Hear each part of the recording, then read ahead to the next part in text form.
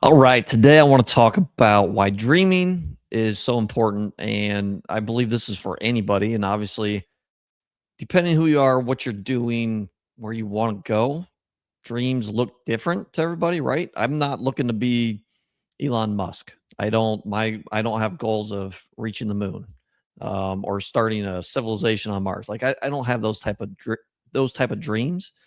But relatively speaking, I think as entrepreneurs, we need to have and business leaders and thought leaders and what if you're in some type of leadership position, I do think you need to have bigger dreams. And when I say bigger, you've got to figure out for yourself what bigger actually means. For myself, I've formed around what my life wants to look like, and then, um, you know, for me, most importantly is family and time with family, right? Now I can't spend, 24 hours a day. I can't spend, I'm going to sleep around 8. So I got 16 left. I'm not going to spend 16 hours a day with my family. They don't want to spend 16 hours a day with me. But I do make sure that I've got the time freedom, but I also have big dreams, big goals. And I believe that for all of us, not just myself, I believe that God gives us goals for a reason and dreams for a reason. Goals, dreams, you can put it all into one, right?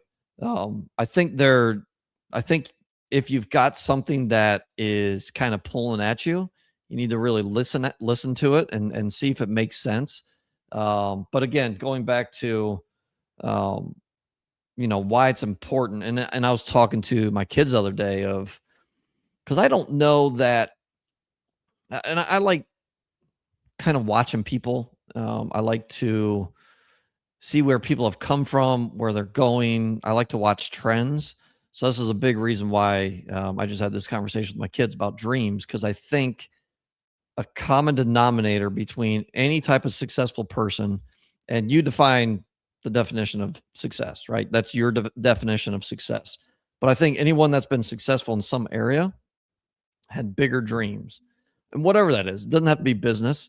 It can be relationships, could be family, could be whatever it is. In fact, I just thinking about that. I was listening to a podcast last week, and this is probably where this conversation came from with my kids. I was listening to the podcast, and they were talking about um, how just dreaming big is important, and they were talking to their kids about it. And I don't remember all the specifics. I should have written this down before I got on the show. Um, but yeah, they were talking about how important it is to dream big because I think a lot of us are scared to dream bigger because of what other people may think, and that could include family members, right? That could be close friends. And I think if you've got a safe place, and I think this is where it came from. I think if you've got a safe place, someone that's telling you like you need to dream big, right? Dream big. Don't just shoot for something safe, right? Maybe there's time and place to do that, but you should dream big, and this kind of is also, well, it is relative to what I've been working on more is envisioning what our business looks like in a year, 5 years, 10 years from now, 20 years from now. What's it look like? And obviously that's a lot of dreaming.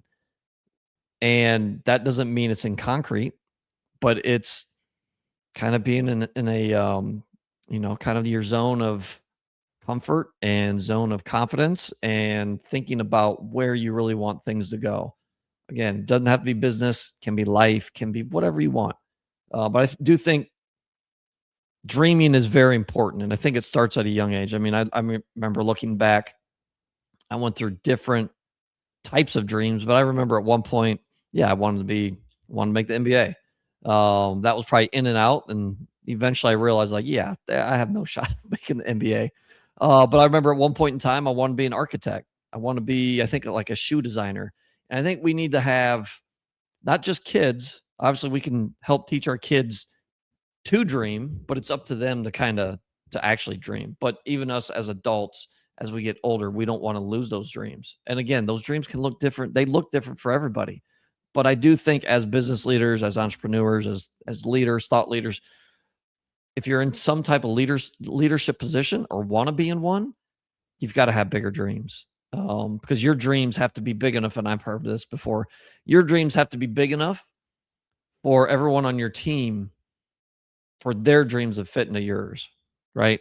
So that's why thought leaders, business leaders, your dreams need to be bigger so that everyone else's dreams can fit inside of yours.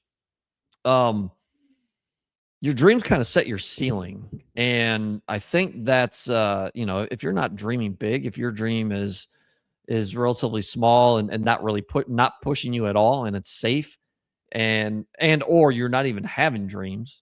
And when I say dreams, it's again, it's goals. Dreams, goals, they align there. First you have to have dreams, you have to dream it to see what could be possible. Then you have to set goals, and then you have to set marks and ways, actions on how to get there, how to achieve that goal, how to make that dream a reality. And I think a lot of people, one, especially as we get older, don't dream. I think that's why a lot of businesses fail, because this is where it all starts, right? You've got to dream. Now you've got to stay on track too, and we've talked about that in the past. But you've got to dream first. I see a lot of people dreaming, and I've talked about this quite a bit. Actually, I just did a presentation last week that was relative to this. Um, for myself, when I was in my 9 to 5 for, we'll call it 13, 14 years, I had two different jobs in that time frame, but it was outside sales. And my dreams, without a doubt, changed during that time. My dreams went from, at first, I wanted to be a college basketball coach. Then I met my wife, and I was like, yeah, my dream is now to start a family with girlfriend, becoming a wife, want to start a family. College basketball and family time doesn't really mix. So that dream then shifted, and it was more financial stability. Probably just stability in general, but obviously financial stability helps with that, right? So that was probably my dream for the next decade or so, just financial stability.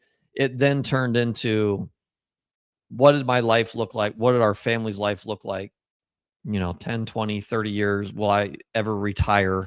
And then that started really, and this is all, I didn't write any of this down. I'm just thinking off the top of my head. That kind of started my, I guess, bigger way of thinking of where I'm at now. And that was, one, becoming financially free. That was a huge dream, right? That was a big goal. When I hit it, I definitely hit I guess, a plateau. It was like I'm financially free. I hit a big goal of mine that I had for, I don't know, 6-ish years, 6, 7 years, whatever it was. And I hit it. And the problem is, and this is what's important about dreaming big and continuing having a dream. I kind of stopped. My dream stopped. It was like, well, I hit financial independence, financial freedom. I've got time freedom. Now what? Now I can just chill, and I just chill and hang out. And that's not fulfilling. And I figured that out. So then and it took a couple of years. It probably took 2 to 3 years to figure out, all right, what's my next big dream? And it's a muscle, and it feels different, especially once you hit, probably, excuse me, probably hitting that financial freedom goal was, to me, probably a 30 or 40 year timeline at first. So when I hit it, whatever it was, 5, 6, 7 years, when I hit it sooner and before the time I was 40, that probably, again, made my mind kind of plateau and was like, oh, one, why should I keep striving for more when I've hit this huge goal? Is it selfish for me to keep striving for more? Like, all these kind of thoughts. Am I taking away someone else's, like, shine if I'm going for more? Which, all the answer to all those is no. Like, we should all continue to climb, not just for ourselves. And I've talked about this in the past too. You should continue to climb for others, and that's what my dream has become past couple of years. Is now, yeah, I still have dreams of my own, but the bigger dreams include people on our team, obviously my family, but especially building the team, building a business. My bigger dreams are related to that. So, will I have more dreams, goals, without a doubt? But I think, and the period where I was trying to figure out what my next big goal, big dream was after becoming financially free, I think that training right there has helped me now in dreaming bigger, continuing to find more dreams and bigger dreams. So I had to kind of go through that lull for a couple years of just chilling and like, all right, well, I'm retired and I'm just gonna chill. So it took a little while, and I'm glad I went through it. I don't want to say I didn't waste time because looking back, it felt like a waste of time, but it did grow a muscle to where now it's easier for me to dream bigger, and more important dreams too that just aren't about myself. Back to my list here of things that I wrote down. This is all related. Small dreams, obviously.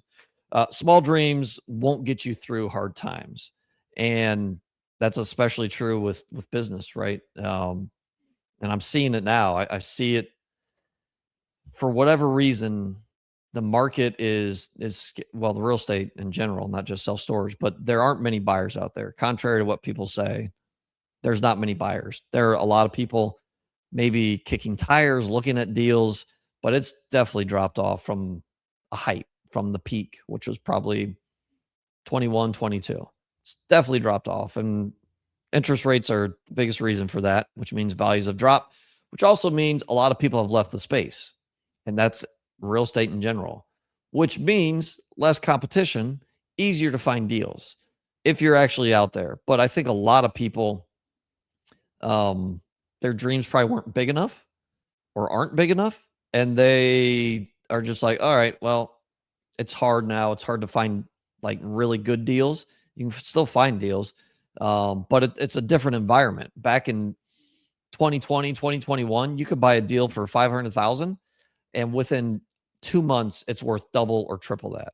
That was a very realistic possibility. That's not necessarily possible anymore. And I think a lot of people have kind of just shut their dreams off because of that instead of adjusting, right? You've got to adjust. But having bigger dreams helps with that. It keeps you going, right?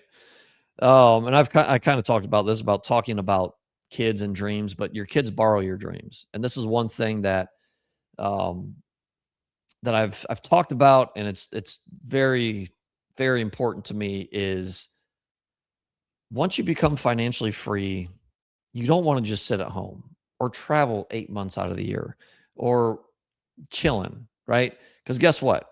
Your kids are picking up on that stuff. Your kids are watching you. Your kids are seeing, oh, dad's only doing work for a hour a day, so called work, right? And listen, I'm guilty of this at times. There are times where, especially during summer, where I'm only working in my office. I'm doing way more work than this, but in my office away from them for maybe 4 to 5 hours a day. They see that, and I know they see that. Um, I have to explain to them that my position and my responsibilities look different.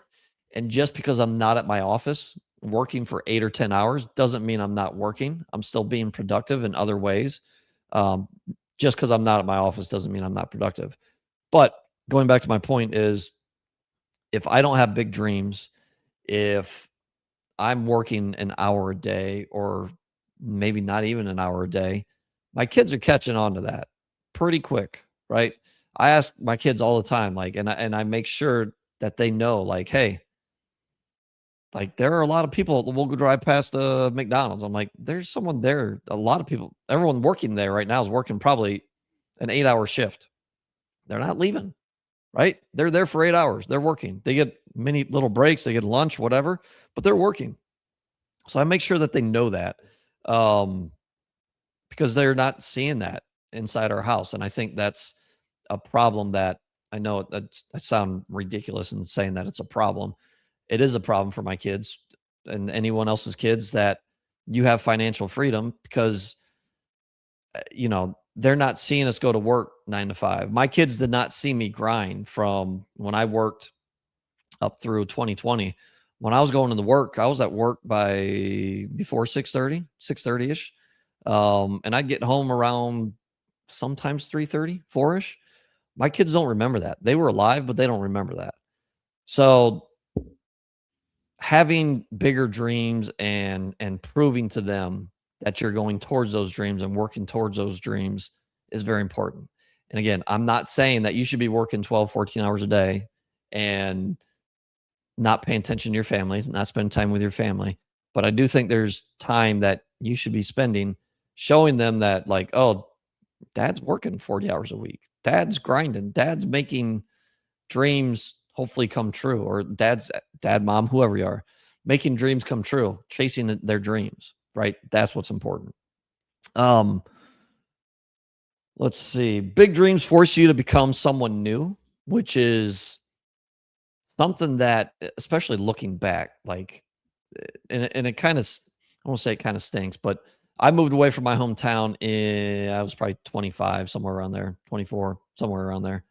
Um, and definitely when you move away from your hometown, like, you change and it stinks because you lose, more than likely you're going to lose contact with some good friends, good people, possibly even some family. It stinks, but it's also important that we as people continue to grow and evolve, and in positive ways. Hopefully I've done that. Hopefully I've grown in positive ways, at least mostly. But I do think it's important to do that. And that includes having bigger dreams. I had bigger dreams. The town I grew up in has 50,000 people. Um, it's funny. We actually have 4 or 5 storage facilities in that town now. But I knew that, I don't know that my dreams were locked in at that point, but I knew my dreams, I couldn't go after my dreams or attain my dreams staying in my hometown. For whatever reason, I just know that it wouldn't work. So I knew I had to move away. Um, so yeah, I think having bigger dreams, when you move away, you become someone different, right? You're going to change. Um, when you have bigger dreams, whatever that is, when I became financially free, I without a doubt became different, hopefully better, hopefully for the better, right? But becoming financially free makes you see the world different. I no longer have to trade my time for money. And I was actually talking to my kids about this the other day too. Um, there's definitely going to be a period where where you have to trade your time for money, and maybe your entire work life. And there's nothing wrong with that. I just had a dream of what I wanted to do, to have time freedom so that I could do these other things. Um, but yeah, I mean, um, you've got to have big dreams to become a different person. I mean, look at Jeff Bezos. This just popped in my head. You see pictures and videos of him when he started Amazon. I mean, he was a scrawny little dork, right? And now he's, looks like a bodybuilder, right? And I don't know the time frame there. It's 20 years, 25 years, something like that, probably. He's a completely different person, not just on the outside, but definitely on the inside. For better or for worse, I'm not the one to be the judge of that. It seems like he's a lot smarter. There's probably some areas where maybe he didn't improve. Um, and that's for you to handle that. That's not a reason to have bigger goals, but that's for you to recognize, like, oh, I'm kind of staring off the path that I want to be on, right? And then you right course and get back on track. But yeah, you've got to have bigger dreams, um, so you become better, a better person, hopefully. Let's see. What else did I write down here? I'll probably end on this one. I already talked about how dreams need to evolve, and that was an important piece of my life and still is. But when you have dreams and just problems in general, and you think about it, and I'm not saying obsessing about it, but when you think about it, your brain solves problems relative to your dreams. And I'll tell you a little kind of quick story. And this is relative to the podcast I was listening to last week. So Matthew McConaughey, who was speaking, and he said he wrote down, and I actually have the story relative to this too. He wrote down, I think it was 10 or 15 goals that he had. And it sounds like when he was around 20 years old. I mean, it was like 30, I think it was like, yeah, I think it was like 30 years ago, 35 years ago, something crazy. He wrote down these, we'll call it 10 dreams, 10 goals, and put the paper away. I think it was in his journal. He was a big journaling person. Put it away, didn't look at it up until the time when he wrote the book Green Lights. And he said just writing those down made him aware of where he wanted to go. Even though he didn't revisit those dreams, those goals, he still attained all 10 of those, which is insane. I don't he didn't go into all of them. But there were awards that was one of his goal, and he reached it. And at the time he wasn't even an actor. I think it was kind of on his mind, but he was already writing goals down of someone he had to become at a later date. And I'll tell you a quick little story about myself. I remember my first, I guess, real job. It was an outside sales job. It was probably 2006, somewhere in there. Um, I remember, and I was what, 24. I remember our boss had us write down a similar list. I think it was 10 goals. It may have been five. I don't remember. Um, and I remember just like messing around with it, like not taking it serious. I did write down probably, we'll call it 10 goals. I probably wrote down five that were serious. The other five I thought was going to be funny and try to get jokes out of people that I had to share it to. But I remember finding that list probably 6, 7 years later, and literally the the goals that I had that were serious all came true. And I did the same thing as Matthew McConaughey. I didn't revisit that list until I saw it, whatever it was, six. It was probably longer than that. It was probably closer to 10 years later. It was at the time I didn't have a girlfriend. It was meet a girlfriend, have a wife, start a family, have kids, buy a house. Um, there was a dollar amount in there. I don't remember other specifics, but I literally hit every single one that I was the goals that I was serious about. So that little exercise that our boss made us do was a quick way to just make you dream a little bit, right? And I think I still do that, and I probably need to tweak it a little bit because I think sometimes we get stuck in ruts. That's probably what my some of my dreams or goals are. They've been the same for a little while. They keep changing a little bit, but I probably need to tweak them a little bit or tweak how I visualize them. But all that to say, it is very important to one dream, two write down your dreams, which turn into goals, and then take actionable steps. You have to take actual actionable steps. But the first step is dreaming big and writing it down. And it's amazing how much your brain will just manifest. And a lot of those things can come true. So that's all I got. Appreciate you sticking in for this long. And yeah, I don't have anything else. Sign off. See you guys next time. Thanks for listening.